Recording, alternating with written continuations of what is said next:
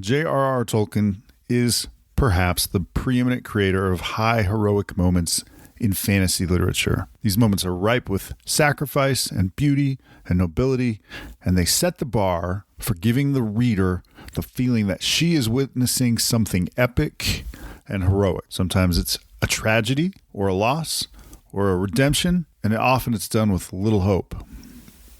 Sometimes it is wise words or keen insights, but even those victories include losses. Less celebrated, but perhaps even more remarkably, he's also the master at the creation of dark creatures that so often capture our imaginations. Or they've been so effective in creating a feeling of looming doom that they've sneaked out of Middle-earth. They've kind of burrowed their way into other fantasy literature or other mediums, and they've even clawed their way into the mainstream consciousness. These are monsters or individuals that make our hearts wither. They turn our blood cold. And the most obvious example of these is Sauron in The Lord of the Rings. In fantasy literature, he is the ultimate evil. He's the ultimate opposition, the enemy, the antagonist. Much of the fantasy, if you go to the bookstore and you take a good look at much of the fantasy sitting on those shelves, it's full of creators trying in their own works to replicate or exceed the threat or the darkness of the Dark Lord in Middle-earth. But he is far from all of the evil that Tolkien has created. For example, there's Melkor, who is Sauron's daddy, who is renamed Morgoth. He's so bad they have to give him a new name.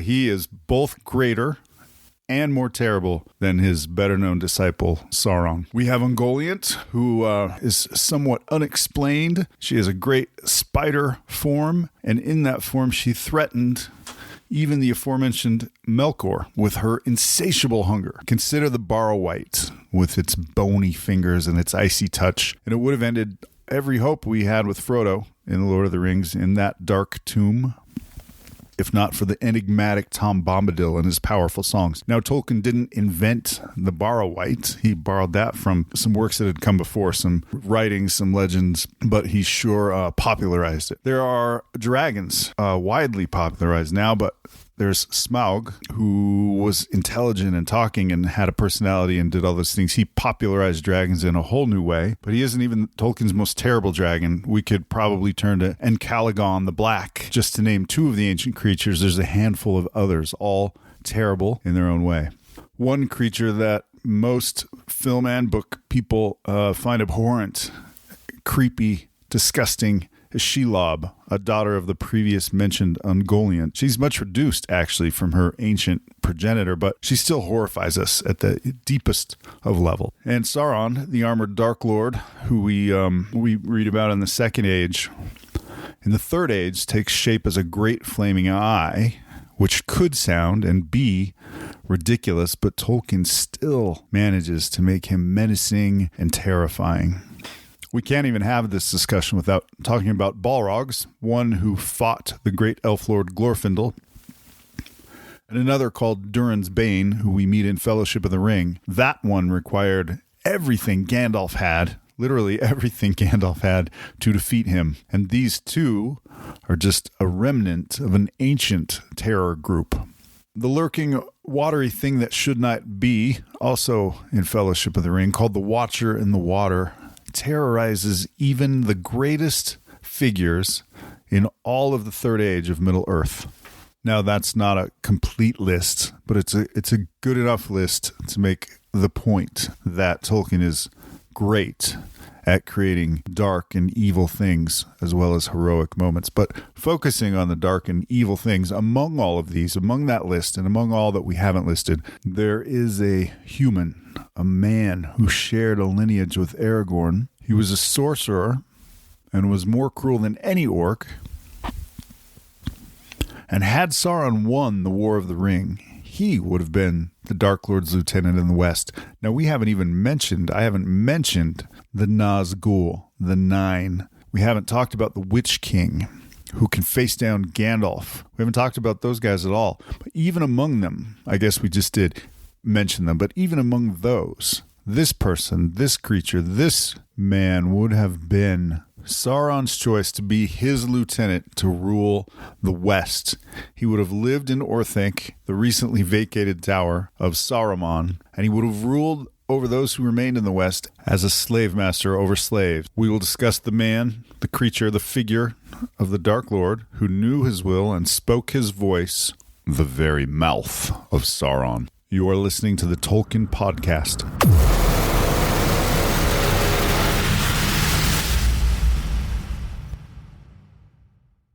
There are a number of ways to read Tolkien. By far the most common, or really the most talked about, is by book. You'll hear people say, I've read The Lord of the Rings 50 times, 20 times, 10 times, 5 times. I read it every year.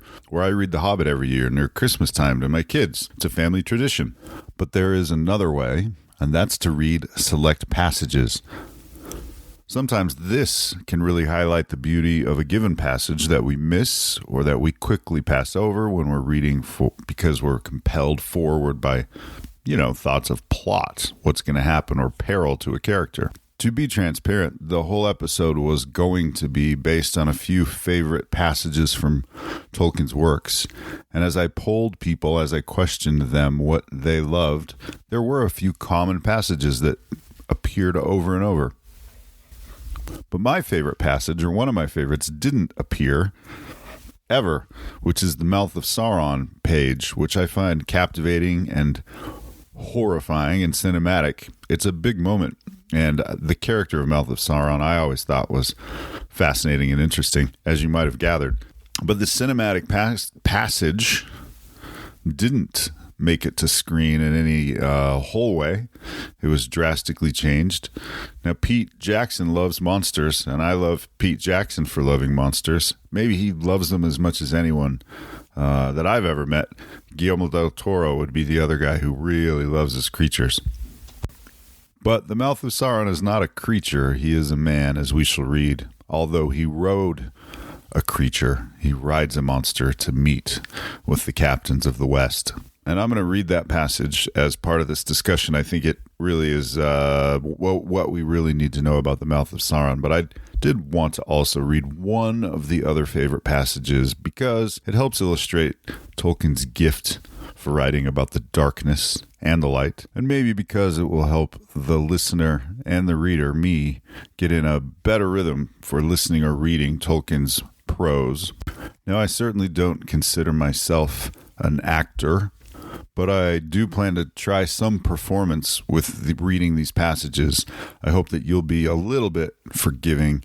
I think to read them flat and with no emotion would be much worse than to read them with some emotion that maybe isn't quite up to the level of, say, an Andy Serkis reading passages.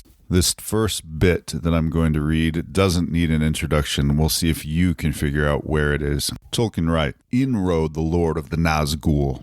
A great black shape against the fires beyond he loomed up, grown to a vast menace of despair. In rode the Lord of the Nazgul under the archway that no enemy ever yet had passed, and all fled before his face. All save one. There waiting, silent and still in the space before the gate, sat Gandalf upon Shadowfax. Shadowfax, who alone among the free horses of the earth endured the terror, unmoving, steadfast as a graven image, and Rath Danin." I'm going to close that quote and explain the graven image in Rath Danin. Rath Danin is a street in Minas Tirith, and on that street are engraven images of past stewards and kings. So Tolkien is saying here, well, I think you know what he's saying.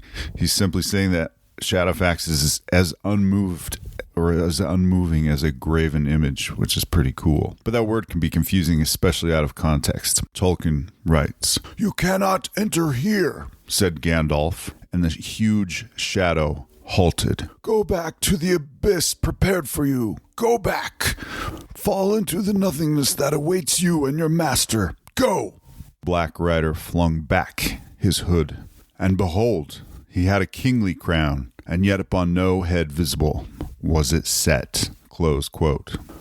To illustrate Tolkien's gift of dark and light, I'm going to read one more highlighted passage, this from the Silmarillion, this elf maiden, and the plot isn't important, the prose is, so lend a sympathetic ear. Tolkien writes, "The song of Luthien before Mandos was the song most fair that ever in words was woven, and the song most sorrowful that ever the world shall ever hear. Unchained, imperishable, it is still sung in Valinor beyond the hearing of the world, and the listening Valar grieved. For Luthien wove two themes of words, of the sorrow of the Eldar and the grief of men, and the two kindreds that were made by Iluvatar to dwell in Arda, the kingdom of earth, amid the innumerable stars.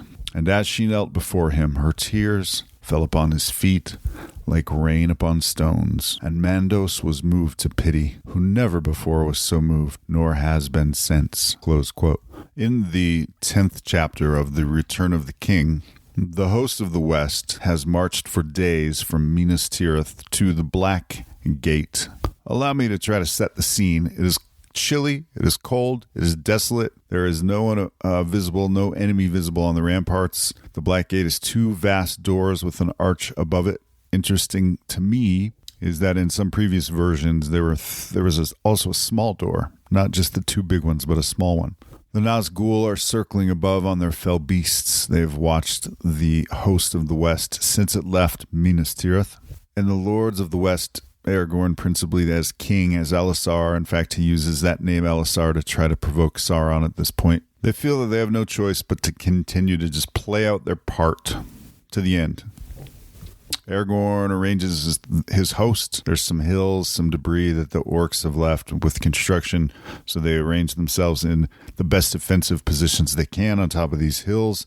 There are foul-smelling pools nearby, a great mire of mud that smells terrible.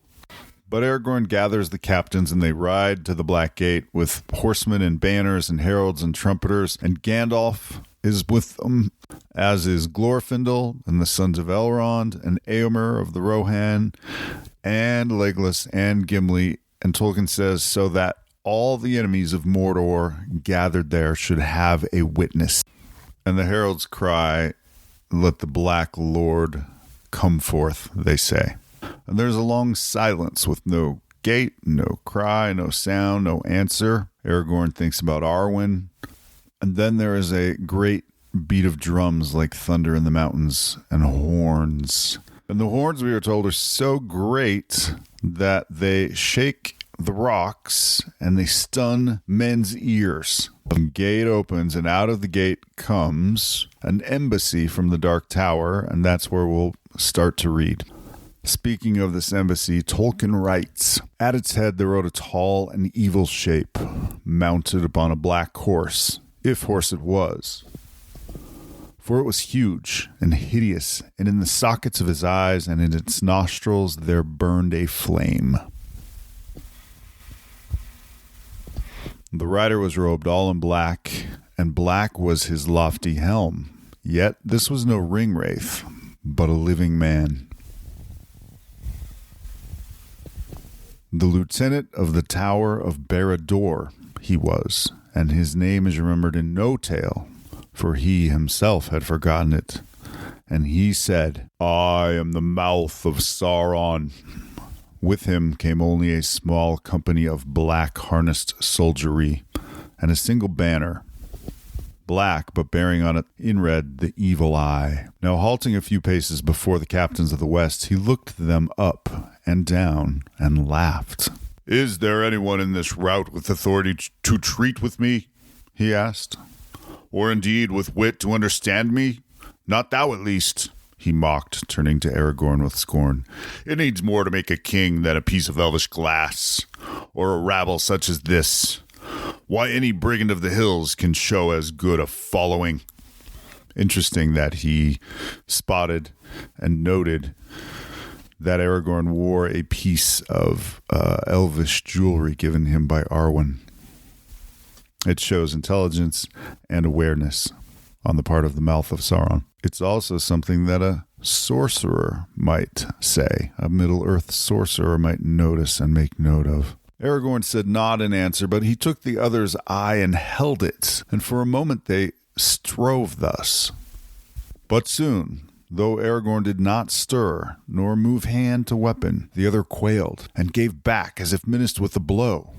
"I am a herald and ambassador, and may not be assailed," he cried. "Where such laws hold," said Gandalf, "it is also the custom for ambassadors to use less insolence. But no one has threatened you. You have naught to fear from us until your errand is done. But unless your master has come to new wisdom, then with all his servants you will be in great peril." Of note, Gandalf assures the ambassador and follows the ancient custom that ambassadors will not be harmed, that in a manner of speaking, they're under the white flag of the truce flag to meet and discuss terms. Now, of course, days ago, there was a wholesale slaughter between the two groups, one to the other and back to the first.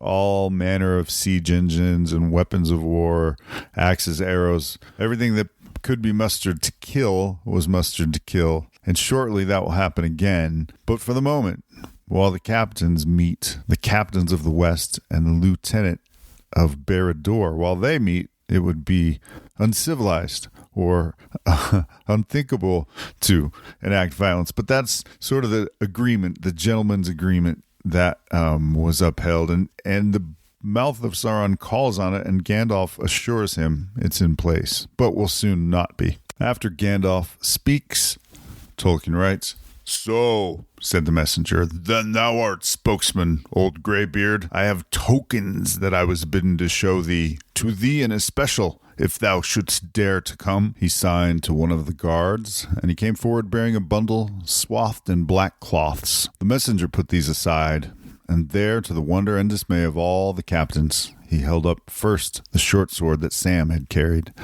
and next a great cloak with an elven brooch, and then came the coat of mithril mail that Frodo had worn wrapped in his tattered garments. Last of all, he flung the black clothes at their feet, and outrolled a phial of crystal that shone dimly before them. A blackness came before their eyes, and it seemed to them in a moment of silence that the world stood still. "I know them all," said Gandalf, "but why do you bring them here?" "Dwarf cloak, elf cloak, blade of the downfallen west, and starlight from a corrupted Silmaril, and bearing them all, spy from the little ratland of the Shire. Here are the marks of a conspiracy. Now, maybe he that bore these things was a creature that you would not grieve to lose, perhaps? If so, take swift counsel with what little wit is left to you, for Sauron does not love spies, and what his fate shall be depends now on your choice." No one answered him, but he saw their faces gray with fear, and the horror in their eyes, and he laughed again, for it seemed to him that his sport went well. "Good, good," he said. "He was dear to you, I see, and now he shall endure the slow torment of years, as long and slow as our arts in the great tower can contrive, and never be released, unless maybe when he is changed and broken, so that he may come to you, and you shall see what you have done. This shall surely be, unless you accept my lord's terms."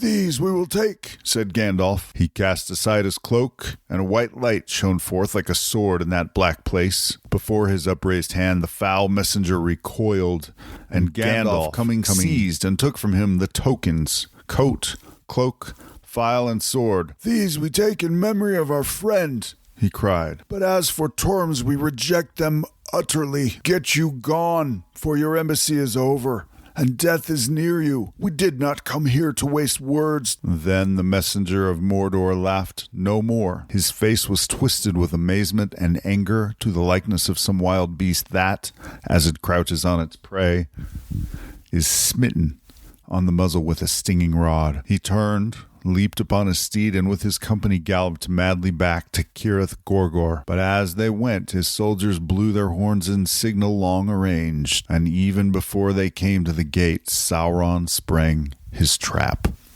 And that's the last we ever hear of the Mouth of Sauron.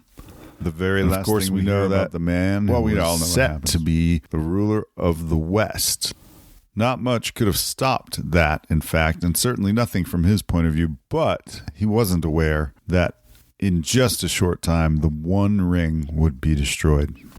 So that section of The Return of the King is what we know about the Mouth of Sauron, and then just a few of Tolkien's other writings to fill in a few of the blanks. Some of those in Christopher Tolkien's History of Middle-earth series. We know that the Mouth, I like to call him the Mouth, like anyone remember Ralph Mouth from Happy Days? The Mouth had his own powers. It says that he was a sorcerer, and Tolkien never explains what that means much. In fact, he isn't much for magic at all. But he did leave that intact with this man, and that sure sets the imagination aflame, doesn't it? Does mine, at least. I'd like to know about the dark arts of Middle-earth. I don't know why. It just is fascinating and interesting and curious. And rather than these great beings that are, shaking the earth, these sorcerers might be doing, the dark arts. We know that the Black Númenóreans, in their religious fervor, at least I think I remember this, sacrificed actual people, like pretty dark, grim kind of stuff.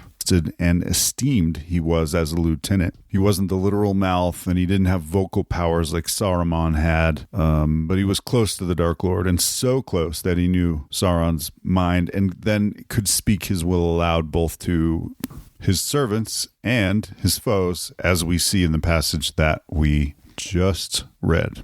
Perhaps part of the Mouth's greatness was due to his ancestry.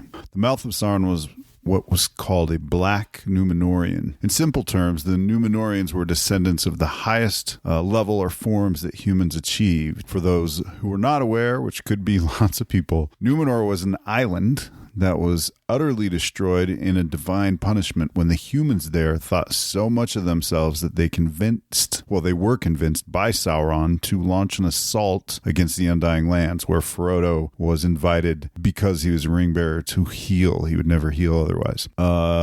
Because of the actions of these Númenóreans, they had the gall, the daring, the narcissism, the misunderstanding of the universe and their role in it, they decided to sail to the Undying Lands and assault the Valar. Think of Númenor as Tolkien's tale of Atlantis. It was a great civilization, and they also established kingdoms in Middle-earth. As an island with boats and sailing power, they sailed to Middle-earth. They couldn't sail the other way, so they went to Middle-earth and established kingdoms. When Númenor was destroyed, those loyal to the Valar escaped with things like Palantir and the sword Narsil, which would be handed down to Aragorn eventually. But others were corrupted by Sauron to worship Melkor, and those who survived were oppressors and overlords in Middle-earth, often associated with the southern lands and the off-the-map lands that are connected to the continent of Middle-earth. The Mouth of Sauron rose in the ranks of Sauron's forces, so when we meet him, he is a tall man dressed in black, like he is heading to a Sundance Film Festival party.